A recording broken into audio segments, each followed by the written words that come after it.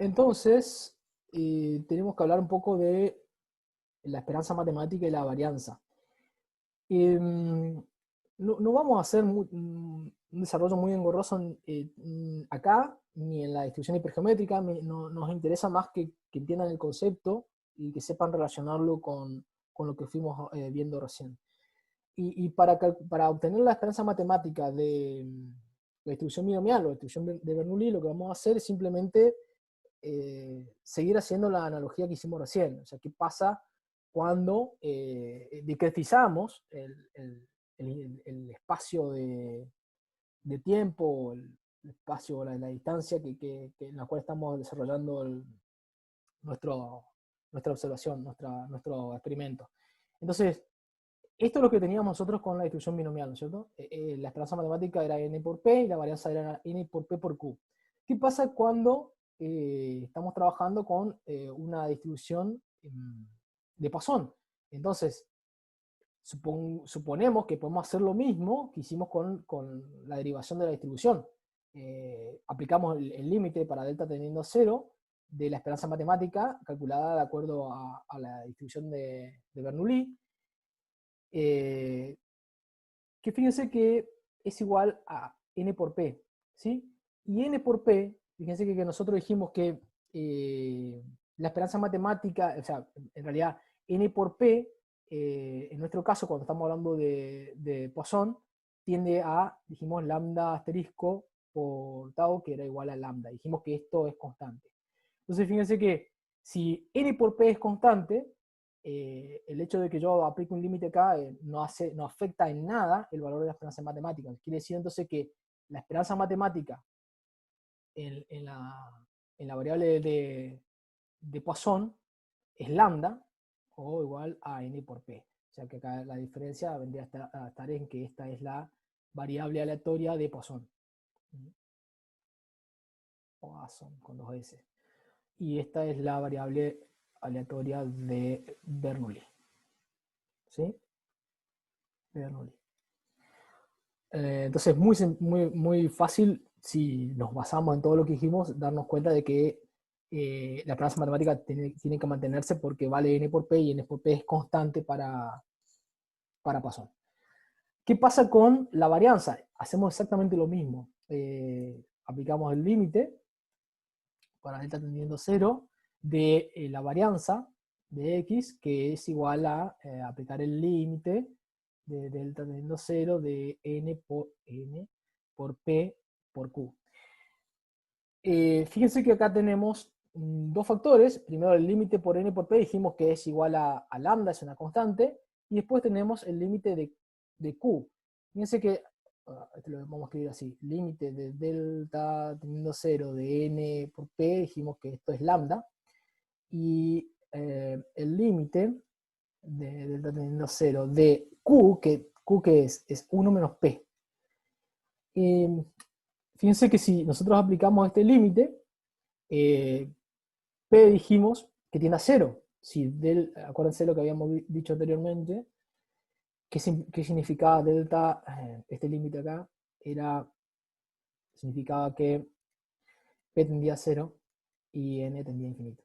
¿Sí? El número de observaciones muy grande y probabilidad muy baja. Entonces, si esto es cierto, si delta tiende a 0, entonces p tiende a 0 y esto es igual a 1. Y de acá sacamos que la esperanza matemática de la variable de Poisson es directamente n por p. O sea que, dije la esperanza matemática, la varianza, que es lo que estamos haciendo, la varianza de x, de la variable de Poisson, es n por p. O sea que fíjense que como particularidad, la distribución de Poisson tiene la misma esperanza que la varianza. O sea, el valor de la esperanza es igual a la varianza. Y a su vez, la esperanza de Poisson y la varianza de Poisson son iguales a la esperanza de Bernoulli. Parece un trabalengua, pero bueno, es eso. Bueno, básicamente es todo lo que necesitan para conocer para la aplicación de la distribución de Poisson. Algo que quiero que quede bien en claro, fíjense que nosotros dijimos recién que el valor esperado de X es N por P, este es lambda, y esto acuérdense que era lambda asterisco por tau. Algo que les quiero recalcar acá y que por ahí aparecen los problemas y precisamente es donde pueden llegar a tener complicaciones, es que lambda depende del intervalo observado, temporal o espacial observado. Si el intervalo espacial cambia, lambda cambia.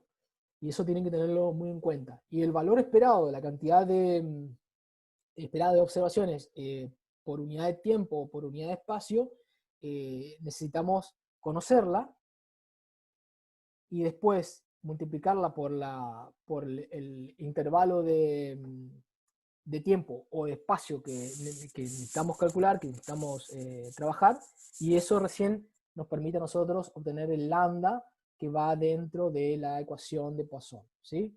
Entonces, siempre pregúntense, cuando tienen como dato la esperanza matemática o tienen como dato una intensidad, les dice, bueno, la cantidad de reparaciones que se reciben son tantas reparaciones por hora. Ese hora ya le está diciendo la intensidad. En realidad lo que le está diciendo es lambda asterisco.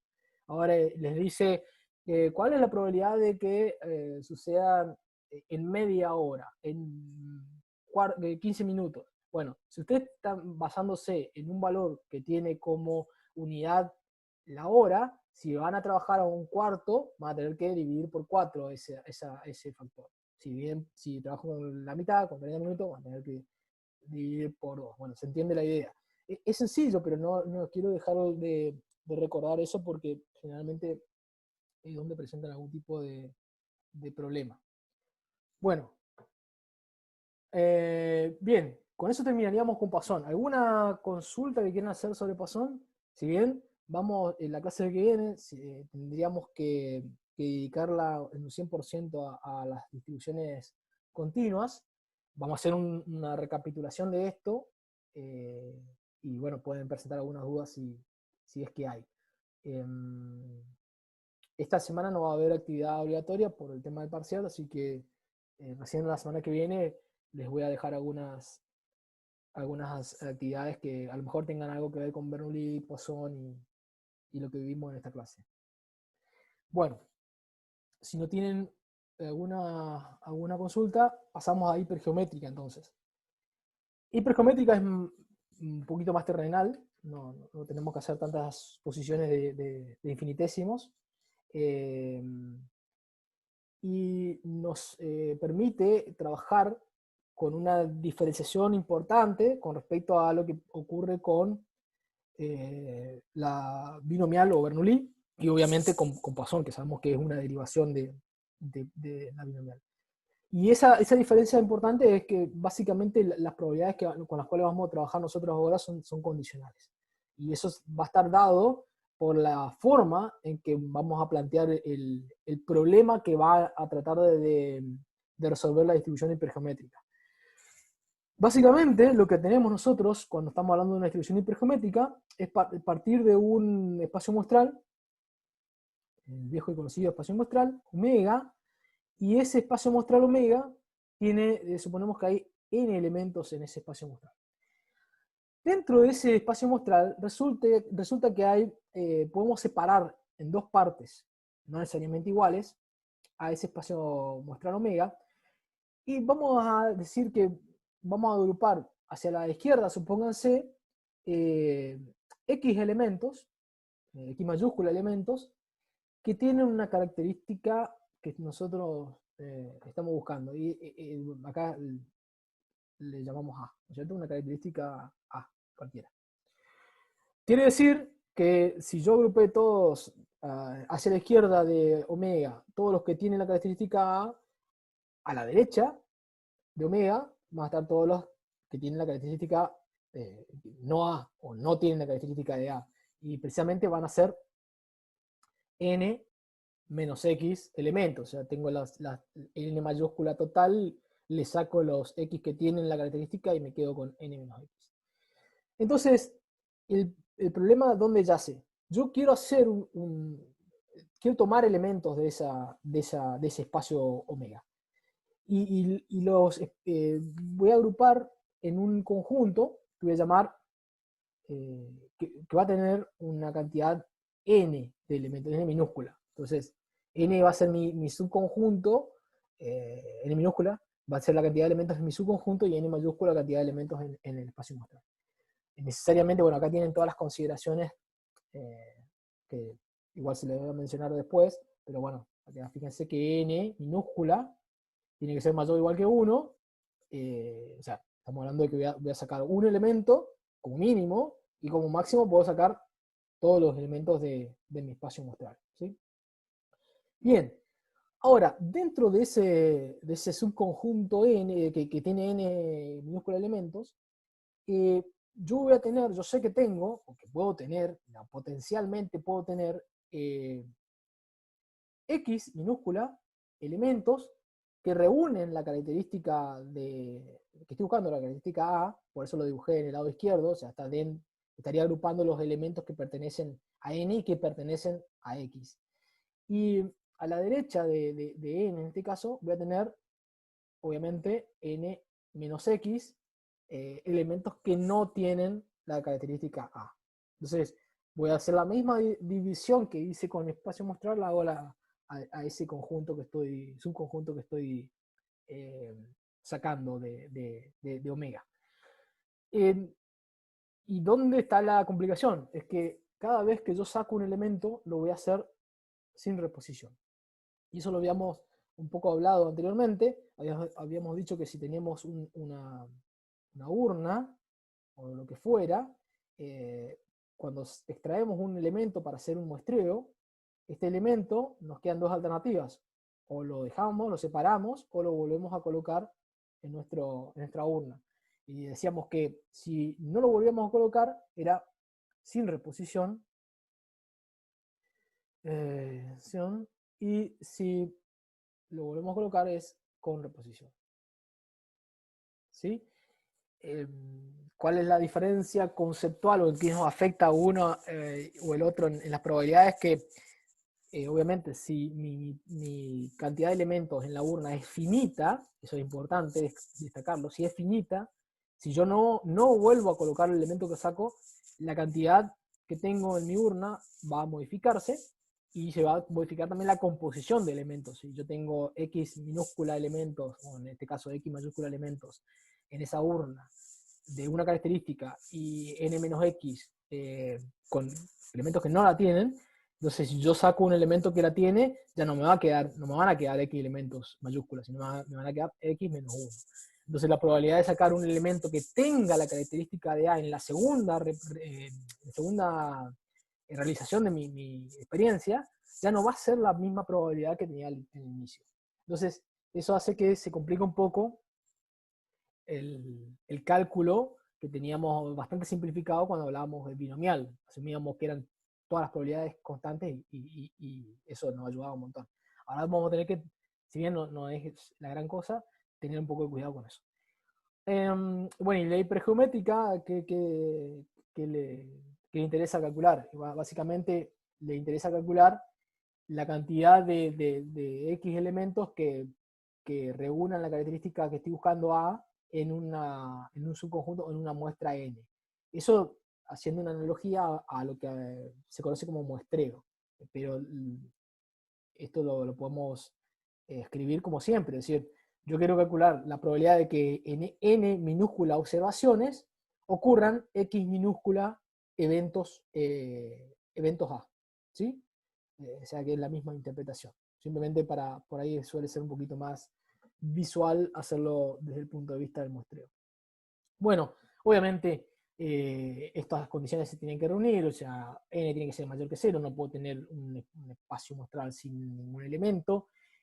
La cantidad de elementos que tienen la característica que estoy buscando A puede ser 0, o sea, ninguno de estos elementos en el espacio muestral reúne la característica A, o puede ser que todos reúnan la característica A. En un caso X va a ser 0, y en el otro caso X va a ser la totalidad del espacio muestral. Bueno, esto ya lo hablamos, lo de n, mi subconjunto, o la cantidad de observaciones tiene que ser, está acotado por 1 o la cantidad total en el espacio muestral. Bueno, acá esto es X mayúsculo, ¿no es cierto? y esto es X minúscula, se cumple lo mismo que dije recién, y obviamente que X minúscula va a tener que ser menor o igual a la cantidad de X mayúscula que hayan en mi espacio muestral. No puedo tener en mi subconjunto más elementos con la característica A que en omega. O sea, como límite puedo tener la misma cantidad, pero no más. Bien, con todo esto, la idea es calcular la probabilidad de que ocurra en n observaciones X veces A.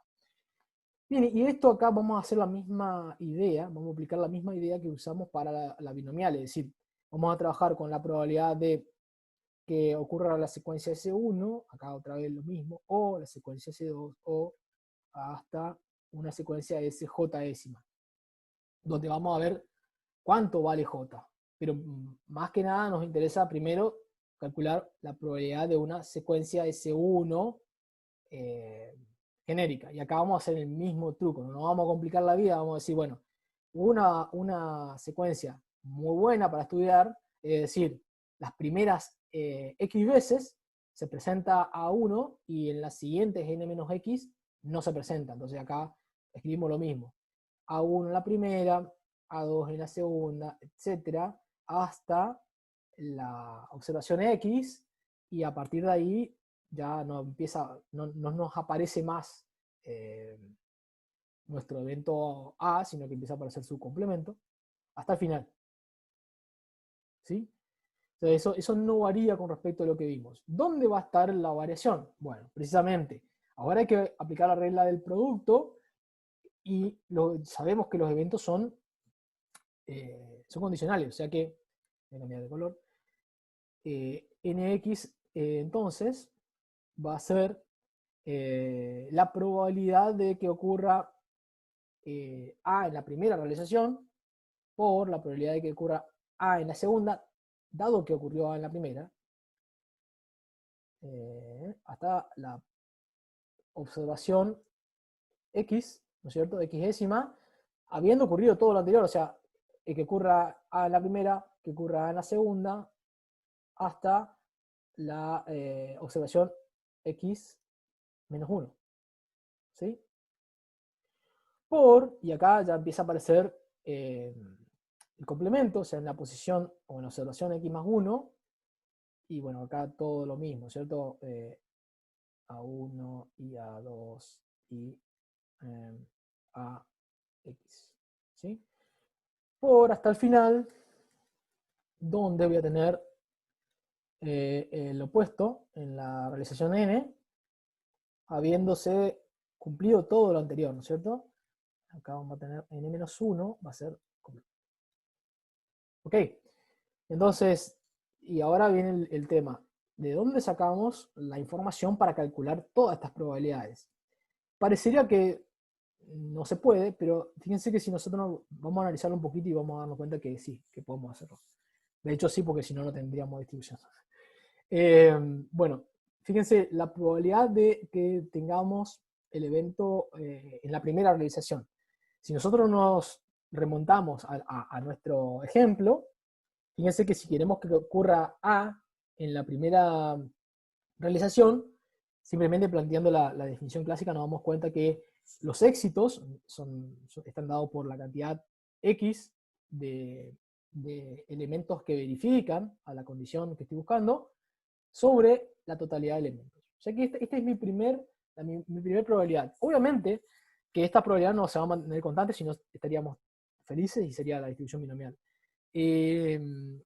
Lo que va a pasar es que vamos a empezar a sacar elementos, a no volver a colocarlos en nuestro espacio muestral. O sea que, en principio, es fácil darse cuenta que en el denominador ya vamos a tener un elemento menos, ¿no es cierto? Ahora, ¿cuánto vale el numerador?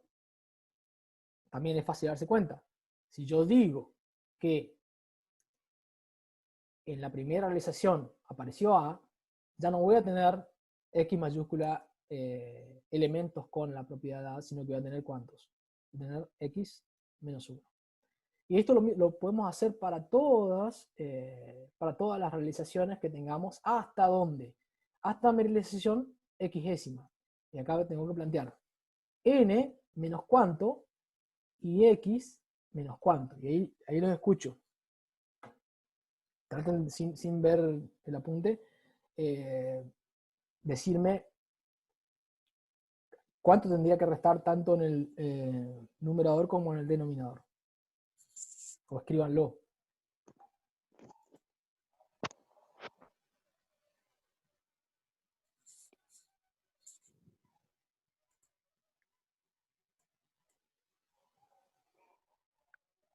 En el denominador n menos n más 1.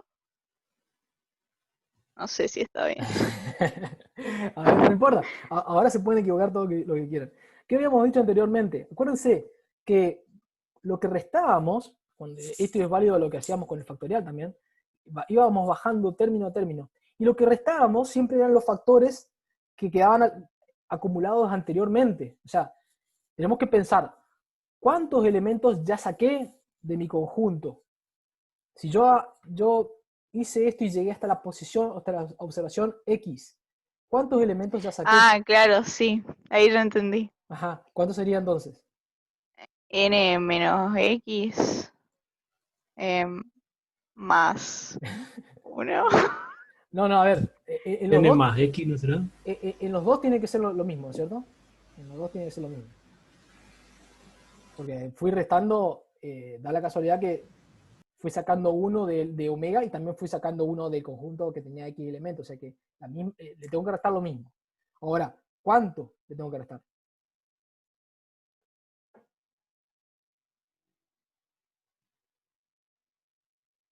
Cha, cha, cha, chan.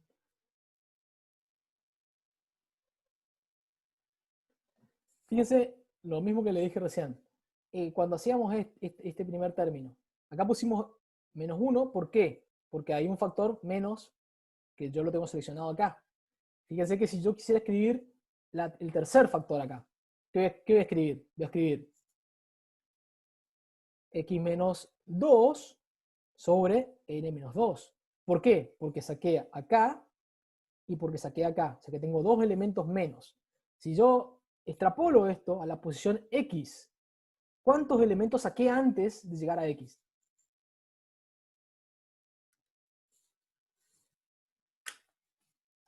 X menos 1. Exactamente, x menos 1, x menos 1, x menos 1. Son la cantidad de elementos que yo saqué antes de llegar a x. ¿Sí? Entonces, bueno, eso después vamos a ver que esto lo puedo escribir, hacerlo más fácil, x menos x más 1. ¿Sí? Bien, ahora, ¿qué pasa con la posición x más 1? Acá, la que viene a continuación. La posición x más 1, yo acá ya agoté mis x elementos, o sea, ya tuve ya los x que necesito. Dije que la secuencia que estoy planteando es una secuencia S1. Acá lo vamos a dejar bien claro. Esta es la secuencia S1. Dijimos que las primeras X realizaciones aparece A, pero en las siguientes N-X aparece su opuesto. Quiere decir que en la realización X más 1 necesariamente tiene que aparecer el opuesto de A. Entonces ya no nos sirve de mucho lo que pasa en el numerador, porque hasta ahora, fíjense que en el numerador veníamos pensando en que aparezca A. Ahora quiero que ocurra lo contrario, que no aparezca A. O sea que no es tan sencillo de verlo. Pero sí es fácil darse cuenta qué pasa en el denominador. ¿Qué valor va a ir en el denominador acá? Y N menos X más 1. N menos X. Porque Menos acá, X, sí. fíjense que acá, acá voy a tener N menos X más 1. O sea Sí, que es si un le valor resto, antes de X. perfecto, si le resto, tengo exactamente, haciendo lo mismo que usamos recién, tengo X elementos antes. Bien, ahora me interesa a mí el numerador, que ahí ya no puedo hacer esto. ¿Por qué? Porque voy a empezar a trabajar con un conjunto distinto, no es que a esto le voy a seguir sacando uno, o sea, no puedo pensar con la misma lógica que venimos pensando en el denominador, vamos a pensar de otra forma.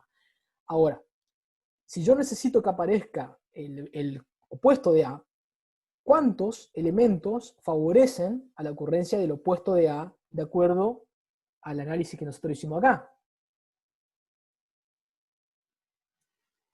Fíjense que cuando dijimos el primer término, dijimos, quiero que aparezca A, y dijimos, bueno, X es la cantidad total de elementos con la característica A sobre N. Ahora yo quiero plantear el primer elemento que no tenga la característica de A.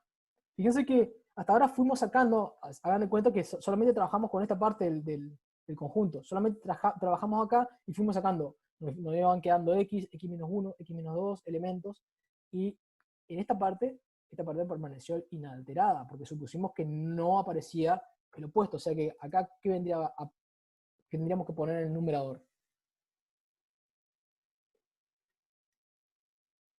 El complemento de X. El complemento de X. ¿Y cuántos elementos hay en el complemento de X? Lo sabemos. N menos X. Exactamente. N mayúscula menos X mayúscula. ¿Sí?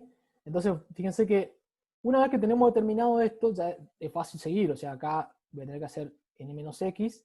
Como quiero que siga apareciendo el complemento, que hago? Menos 1. ¿Cierto? Y acá lo mismo. N menos X menos 1. Esto lo voy a tener que hacer hasta el final. Nuevamente, yo acá voy a tener N menos X, que era la cantidad inicial con la cual yo empecé a trabajar, y le fui sacando de a uno elementos hasta llegar hasta la posición N. O sea que acá le voy a tener que restar algo, que le voy a pedir a ustedes que me digan cuánto es lo que le tengo que restar. Y acá lo mismo, o sea, fíjense que voy a tener N, que era la cantidad inicial, menos también una cantidad que le voy a pedir a ustedes que me digan.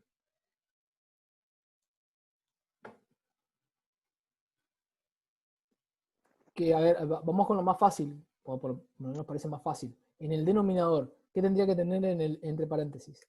¿Cuánto le tengo que restar? ¿Cuántos factores antes tengo que le saqué a n?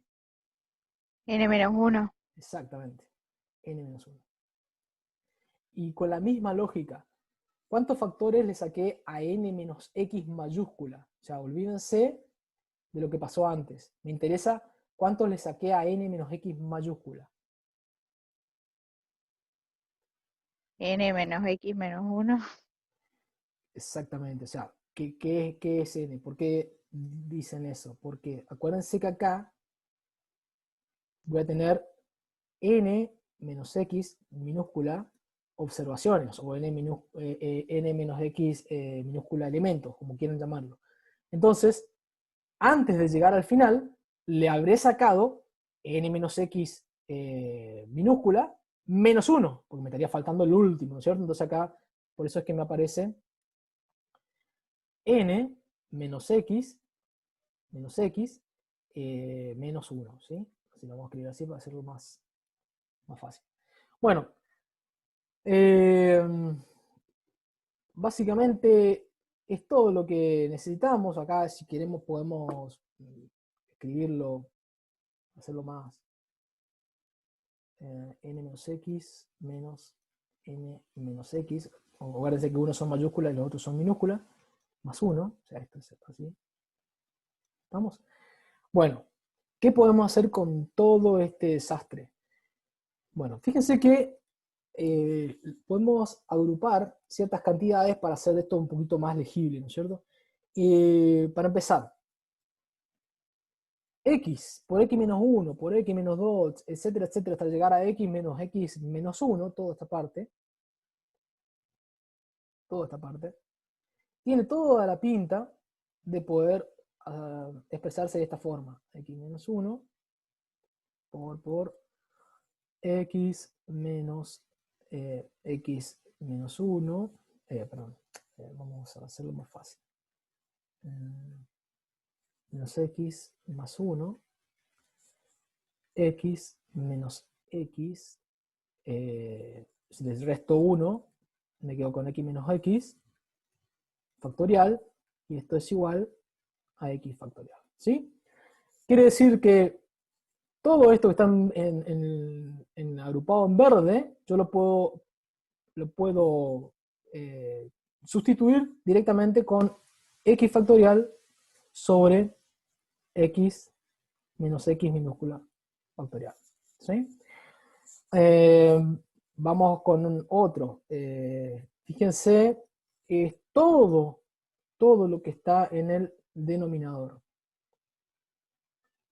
Todo esto que está acá, yo lo podría escribir como n por n menos 1 por n menos n más 1 por n, le saco 1, menos n factorial, y esto es igual a n factorial. Significa que todo esto que está agrupado en gris, yo lo puedo escribir como n factorial sobre n menos n factorial. Y acá lo voy a hacer rosado, todo esto lo voy a agrupar y lo voy a llevar a la siguiente presentación.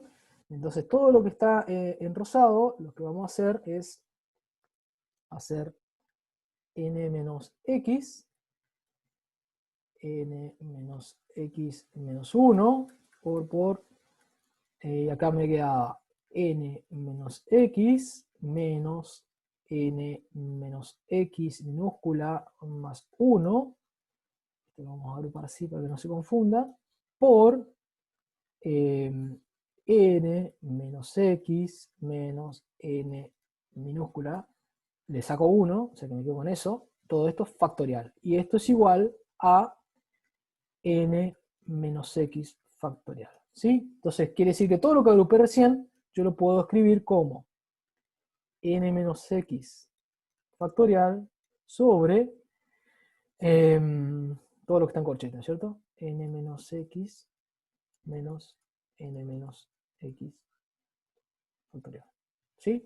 Bueno, entonces fíjense que si yo reemplazo todo lo que hice recién, la probabilidad de que ocurra la secuencia S1 va a ser lo que estaba en el numerador, que era x factorial sobre x menos x minúscula factorial, por la otra parte del numerador, que es n menos x factorial sobre n menos x menos n menos x factorial, sobre lo que está en el denominador es n sobre n, lo escribí así, n factorial sobre, lo voy a poner acá arriba, n menos n factorial. Y toda esta expresión me representa todas estas cuentas que teníamos ahí arriba. Bueno, esto es lo que pasa con la secuencia de S1. Bueno, ¿y qué pasa con otra secuencia estrictamente distinta? Bueno, si ustedes hacen el mismo análisis que hicimos con binomial, llegamos a la conclusión de que para todas las secuencias, esto es igual a cualquier secuencia j-ésima. ¿Por qué? Porque si ustedes analizan lo mismo, es estrictamente pasar una falla a donde ocurre un éxito y un éxito donde ocurre una falla. Si bien son cosas distintas, la cantidad de elementos, o sea, en realidad, este elemento que está acá, por ejemplo, este numerador va a pasar acá y este numerador va a pasar acá. ¿Sí? O sea, eso perdón, estoy cambiando lo mismo, los dos son opuestos. Tengo que cambiar estrictamente distinto, o sea, tengo que pasar este numerador acá y este numerador lo tengo que pasar acá. Entonces fíjense que la probabilidad condicional es distinta, pero mi multiplicación final va a ser siempre la misma, ¿sí? Para todas las permutaciones que haga estrictamente distinta. Entonces, sigue siendo válido todo lo anterior, o sea que la cantidad de secuencias acá, J, sigue siendo el número combinatorio nx. Entonces, finalmente, la probabilidad de que en n observaciones aparezca x veces nuestro evento va a ser el número combinatorio nx, o sea, n factorial, x factorial para soñar con los factoriales, n menos x factorial yo también. Acá les van a quedar x mayúscula factorial. Acá traten de separar bien la mayúscula y la minúscula, no como yo que no se entiende. Lo que está en corchete, este no es de corchete. Esto eran dos mayúsculas. Esto era mayúscula menos minúscula. Y mayúscula menos minúscula sobre mayúscula. Bien. Bueno, fíjense que acá podemos hacer algunas también agrupaciones que nos van a permitir reducir un poco esta expresión, porque si no es medio engorrosa de trabajar. Particularmente lo que vamos a hacer es agrupar las X mayúsculas con las X minúsculas, o sea que fíjense, agrupar esto con esto, de tal manera que yo voy a poder escribir la probabilidad de nx como, lo que está en verde lo voy a escribir en verde, o sea, eso va a ser x, el número combinatorio x mayúscula, x minúscula. Después voy a agrupar las n mayúscula con las n minúscula, o sea que voy a agrupar esto con esto. Entonces voy a tener el número combinatorio n mayúscula, n minúscula, y bueno, lo que me queda, ¿no es cierto? Agrupar esta parte con esta otra. O sea que voy a tener el número combinatorio n mayúscula, x mayúscula, n minúscula, x minúscula. Y esto sí, finalmente, es la expresión para el cálculo de la distribución hipergeométrica.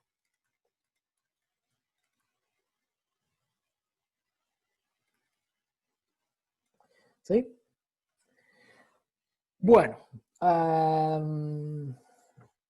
aquel que haya entendido medianamente cómo trabajar con las técnicas de conteo, habrá podido dar cuenta que esto sale mucho más fácil si lo pensamos como precisamente un problema de conteo.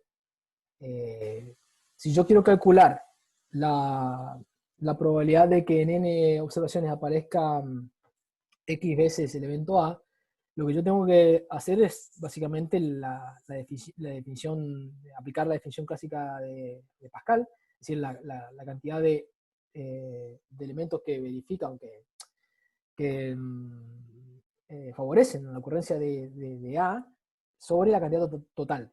Bueno, la cantidad total nos podemos dar cuenta que si yo tengo que armar subconjuntos de n minúscula,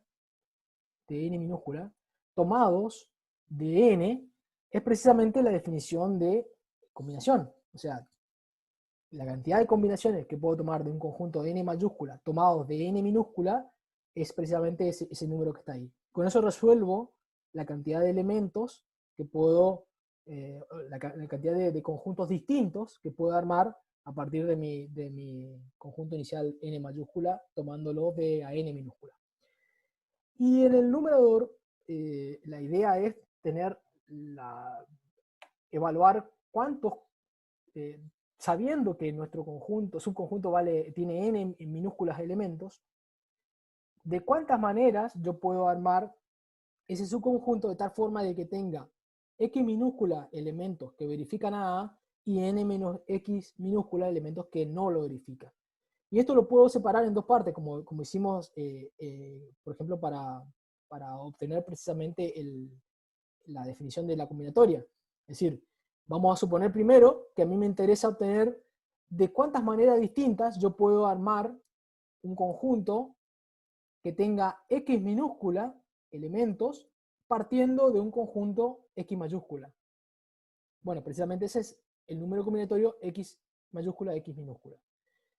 Una vez calculado todas las posibles combinaciones que puedo obtener de un conjunto de x mayúscula en x minúscula, aplico el principio fundamental del conteo, como básico del conteo, multiplico por las distintas formas que yo puedo armar un subconjunto de n-x elementos a partir de un conjunto de n-x mayúscula elementos.